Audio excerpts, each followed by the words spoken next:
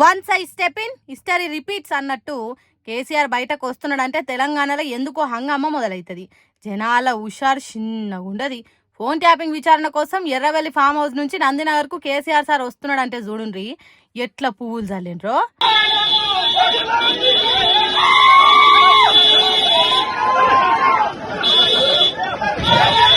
కేసీఆర్ ను చూసే వరకు ఆటోమేటిక్ గా చేతులు పైకి లేచి దండాలు పెడుతున్నారు జనాలు. పూల దండలు చేతిలో పట్టుకుని ఎదురు చూసిండ్రు.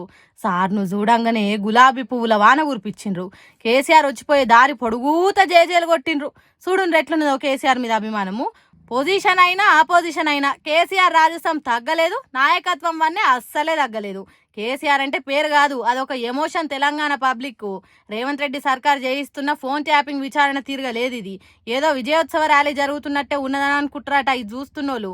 కేసీఆర్ అభిమానులు, బీఆర్ఎస్ పార్టీ కార్యకర్తలు నందినగర్లనే కాదు జిల్లాలలో కూడా రోడ్ల మీదకి వచ్చి హంగామా చేసిండ్రు. కొన్ని దిక్కులలో నల్ల జెండాలు పట్టి ర్యాలీలు తీసిండ్రు. రోడ్ల మీద బైకులు నడిపిండ్రు. ఎర్రవల్లి నుంచి బయలుదేరిన కేసీఆర్ కోసం గౌరారం, ములుగు, వంటిమామిడి, షామీర్పేట, తూంకుంట, హకీంపేట, అల్వాలు, బేగంపేట, నందినగర్ దాకా జనం రోడ్ల మీదకి వచ్చిండ్రు. బంగ్లాలు ఎక్కి చూసిండ్రు. ఆగు కేసీఆర్ కేసీఆర్ అని చూసి తరించిపోయిండ్రు. అమ్మలక్కలు, తెలంగాణ ఆడబిడ్డలు పువ్వుల రెమ్మలు దోషిట్లా పట్టుకొని వచ్చి చల్లిండ్రు.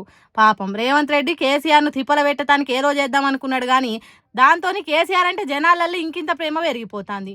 అందుకే పాపం రేవంత్ రెడ్డి తానోటి తలిస్తే తెలంగాణ జనాలు ఇంకోటి చేస్తున్నారని అంటుర్రట ఈ జనజాతర చూసినోళ్ళు.